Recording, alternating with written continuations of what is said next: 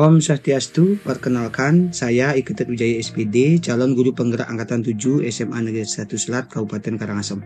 Pada kesempatan kali ini, saya akan menyajikan aksi nyata terkait dengan pembelajaran kompetensi sosial dan emosional. Baik, saya mulai dari pembelajaran sosial dan emosional. Pembelajaran sosial dan emosional itu adalah merupakan pembelajaran yang dilakukan secara kolaboratif oleh seluruh komunitas sekolah. Nah, proses kolaborasi ini memungkinkan anak dan pendidik dan tenaga kependidikan di sekolah memperoleh dan menerapkan pengetahuan, keterampilan, dan sikap positif mengenai aspek sosial. Nah, pembelajaran sosial dan emosional sangat urgensi dilakukan atau dilaksanakan untuk menciptakan lingkungan belajar yang aman dan nyaman agar seluruh individu di sekolah dapat meningkatkan kompetensi akademik dan kesejahteraan psikologis atau well-being secara optimal. Nah, konsep pembelajaran sosial dan emosional berdasarkan kerangka kerja CASEL, yaitu Collaborative for Academic, Social, and Emotional Learning, yang bertujuan untuk mengembangkan 5 kompetensi sosial dan emosional. Nah, apa saja 5 kompetensi sosial dan emosional tersebut? Yaitu yang pertama ada kesadaran diri, kemudian ada kesadaran sosial, kemudian ada keterampilan berrelasi, manajemen diri, dan pengambilan keputusan yang bertanggung jawab. Nah, kita mulai dari masing-masing poin, yaitu yang pertama kesadaran diri. Nah, kesadaran diri itu adalah kemampuan untuk memahami perasaan, emosi, dan nilai-nilai diri sendiri dan bagaimana pengaruhnya pada perilaku diri dalam berbagai situasi dan konteks kehidupan. Yang kedua, manajemen diri, yaitu kemampuan untuk mengelola emosi, pikiran, dan perilaku diri secara efektif dalam berbagai situasi dan untuk mencapai tujuan dan aspirasi. Nah, berikutnya kesadaran sosial itu adalah kemampuan untuk memahami sudut pandang dan dapat berempati dengan orang lain, termasuk mereka yang berasal dari latar belakang, budaya, dan konteks yang berbeda-beda. Nah, berikutnya keterampilan berrelasi itu adalah kemampuan untuk membangun dan mempertahankan hubungan yang sehat dan sportif. Dan yang terakhir, pengambilan keputusan bertanggung jawab itulah kemampuan untuk mengambil pilihan-pilihan, membangun yang berdasar atas kepedulian, kapasitas dalam mempertimbangkan standar etis dan rasa aman, dan untuk mengevaluasi manfaat dan konsekuensi dari bermacam tindakan dan perilaku untuk kesejahteraan psikologis atau well-being diri sendiri, masyarakat, dan kelompok. Nah, 5 kompetensi sosial emosional ini telah kita bahas dan berhubungan erat dengan 6 dimensi pelajaran Pancasila, yaitu yang berkaitan dengan beriman dan bertakwa kepada Tuhan Yang Maha Esa, serta beragama mulia, kemudian yang kedua ada kemandirian, kemudian ada berpikir kritis, kemudian ada berkepemimpinan global, kemudian berpikir kreatif. Nah, itu adalah merupakan dimensi-dimensi dan yang terakhir itu adalah gotong royong yang sangat berkaitan erat dengan bagaimana 5 kompetensi sosial dan emosional ini dikembangkan dan dioptimalkan pada peserta didik, ya, pada rekan sejawat dan semua warga sekolah. Nah, apa sebenarnya urgensi dari pembelajaran sosial dan emosional? Nah, urgensinya itu berdasarkan bagan yang tersaji, itu dapat kita cermati bahwa kita semakin memahami bahwa peningkatan kompetensi sosial dan emosional itu yang pertama adalah terciptanya lingkungan belajar yang lebih positif. Nah, peningkatan sikap positif dan toleran si murid terhadap dirinya, orang lain, dan lingkungan sekolah. Nah, selain itu, PSE di kelas terbukti dapat menghasilkan pencapaian akademik yang lebih baik. Nah, PSE memberikan fondasi yang kuat bagi murid untuk dapat sukses dalam berbagai area kehidupan mereka di luar akademik, termasuk kesejahteraan psikologis atau well-being secara optimal. Nah, jadi itulah urgensi kenapa pentingnya PSE itu diterapkan di sekolah. Nah, jadi pembelajaran 5 KSI tersebut akan dapat menghasilkan murid-murid yang berkarakter, disiplin, santun, jujur, peduli, responsif, proaktif, mendorong anak untuk memiliki rasa ingin tahu tentang ilmu pengetahuan, sosial, budaya, dan humaniora. Nah, semua ini setelah dengan standar kompetensi tulisan dan standar isi dalam standar nasional pendidikan. Ya, urgensi. Kenapa? Jadi penting sekali kita menerapkan yang namanya pembelajaran sosial dan emosional. Nah, salah satu cara bagaimana kita melakukan mengoptimalkan PSI dalam upaya untuk penguatan KSI itu sendiri, itu adalah melalui proses yang disebut dengan mindfulness atau kesadaran penuh. Nah, kesadaran penuh itu sendiri dapat diartikan sebagai kesadaran yang muncul ketika seorang memberikan perhatian secara sengaja atau sadar pada kondisi saat sekarang. Jadi bagaimana itu dapat terjadi? Nah, praktek kesadaran penuh atau mindfulness bukan sebagai solusi pemecahan masalah, melainkan praktek yang membantu Anda dalam menyikapi, memproses, dan merespon permasalahan yang dihadapi untuk fokus pada situasi saat ini. Bukan pada kekhawatiran akan masa yang akan datang ataupun penyesalan akan masa yang telah berlalu. Jadi dengan menggunakan praktik mindfulness ini, dan salah satunya itu adalah dengan menggunakan teknik stop, itu adalah dalam bentuk bagaimana kita menyadari dan melatih napas kita, sehingga kita bisa secara perlahan jadi mengatur emosional kita untuk menuju kepada kesadaran diri yang lebih baik, dan bagaimana kita mengoptimalkan potensi-potensi yang berkaitan dengan 5 kompetensi sosial dan emosional tersebut. Nah, apa saja teknik stop itu? Yang pertama adalah melalui stop, yaitu berhenti sejenak. Kemudian take a breath, yaitu take a breath itu adalah ambil nafas dalam. Nah, kemudian observe, yaitu amati sensasi pada tubuh, perasaan, pikiran, dan lingkungan. Jadi dengan menggunakan konsep bagaimana kita mengatur nafas kita dengan berbagai trik atau strategi yang kita bisa gunakan dalam mindfulness ini. Nah, di sana akan kita diberikan sebuah ruang atau kesempatan bagaimana kita merasakan pada diri kita supaya kita bisa memahami apa yang sebenarnya terjadi pada lingkungan kita.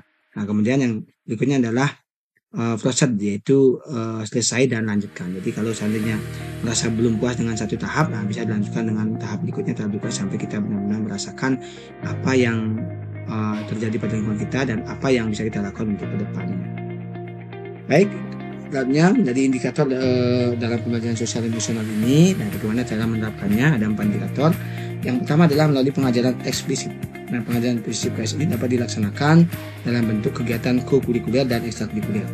Pendidik dapat menggunakan berbagai proyek, acara atau kegiatan sekolah yang rutin untuk mengajarkan kompetensi sosial emosional secara eksplisit. Ya, jadi secara eksplisit adalah secara langsung bagaimana kita memberikan kesempatan kepada rekan sejawat, kepada murid, kepada seluruh warga sekolah bahwa kompetensi-kompetensi yang ada pada diri mereka itu dapat mereka tumbuhkan, dapat mereka berdayakan, nah, sehingga nantinya bisa lebih optimal dalam mengembangkan diri mereka.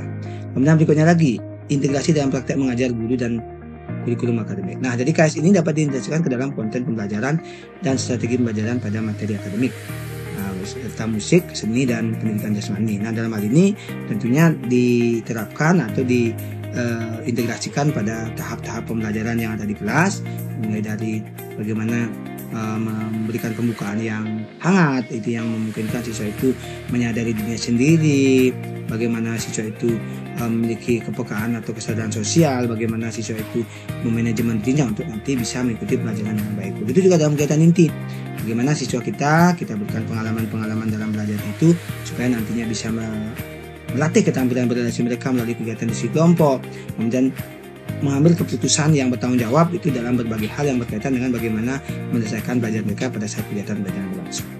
Kemudian yang terakhir adalah penutupan yang optimistik, itu bagaimana kita sebagai seorang pendidik itu memberikan kesan pembelajaran itu yang menguatkan apa yang menjadi kompetensi-kompetensi mereka yang kaitannya dalamnya adalah kompetensi sosial dan emosional. Kemudian berikutnya adalah di lingkungan sekolah, yaitu melalui penciptaan iklim kelas dan budaya sekolah.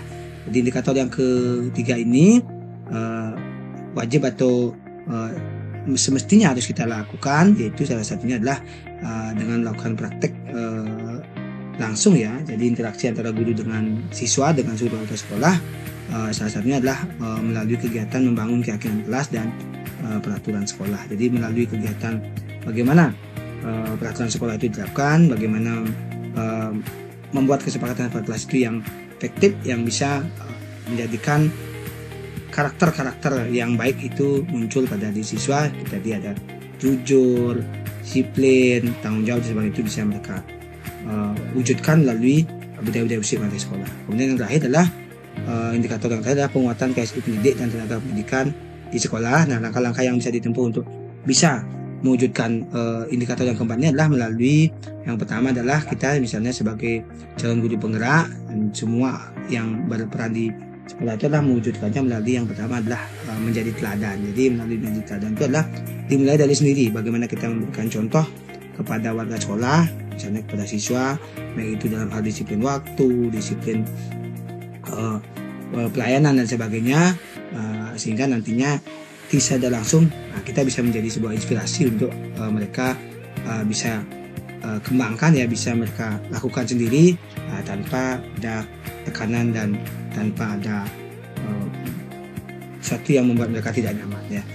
Dan tentunya arahnya adalah bagaimana supaya mereka mampu untuk menjadikan hal tersebut sebagai salah satu langkah untuk meningkatkan kompetensi akademik mereka dan juga bagaimana meningkatkan kesejahteraan psikologis atau well-being mereka secara lebih optimal. Dan yang kedua adalah belajar. Jadi bagaimana kita dalam praktek di dalam proses berinteraksi di sekolah itu adalah selalu belajar dan belajar ya, baik itu belajar bagaimana kita memahami karakter siswa, bagaimana kita memahami karakter sejawat, bagaimana kita memahami karakter tenaga pendidikan. Nah, sehingga dari sana kita akan berupaya untuk bagaimana seorang ya yang tentunya ingin menyadarkan dirinya menjadi lebih optimal lagi dalam proses kesadaran diri untuk membangun baik itu kesadaran diri, sosial dan juga kesadaran yang lain itu muncul akibat ada interaksi belajar dengan warga sekolah maupun masyarakat lainnya. Kemudian yang keempat adalah yang ketiga adalah rasanya lah tentunya dengan melalui buat kolaborasi. Jadi bagaimana proses kolaborasi itu diwujudkan di sekolah sehingga apa yang menjadi tugas, tanggung jawab dan berbagai hal yang memang menjadi bagian dari proses pendidikan itu bisa berjalan dengan efektif dan optimal. Dan tentunya KSI itu bisa diwujudkan dengan lebih maksimal dan optimal. Baik, jadi itu adalah terkait dengan apa esensi utama dari pembelajaran sosial dan emosional, yang intinya adalah bagaimana melalui pembelajaran tersebut 5 kompetensi sosial dan emosional itu dapat diwujudkan di lingkungan sekolah ya, dan itu akan menjadi sebuah fondasi bagi murid, bagi warga sekolah untuk bagaimana nantinya bisa kedepannya menjadi manusia-manusia yang unggul ya, yang mewujudkan apa yang menjadi cita-cita dari bangsa Indonesia sendiri. Nah, berkaitan dengan apa yang sudah disajikan atau yang menjadi bagian dari proses berbagi terkait dengan apa itu pembelajaran sosial dan emosional. Nah, jadi setelah melaksanakan kegiatan berbagi tersebut ya, melalui materi yang disajikan tadi, ada refleksi pengalaman berbagi pembelajaran sosial dan emosional ini di sekolah yang menggunakan model 4P ya, yaitu yang pertama adalah dari konsep peristiwa. Jadi yang saya lihat selama berbagi itu adalah bahwa rekan-rekan sejawat itu merasa antusias dan sangat tertarik dengan penerapan pelajaran PSI untuk mengembangkan KSI bagi murid mereka yang ada di kelas maupun bagi seluruh warga sekolah. Jadi semua warga sekolah, sama guru, pendidik ya, sebagai kebijakan pertama dalam saya berbagi itu mereka sangat tertarik.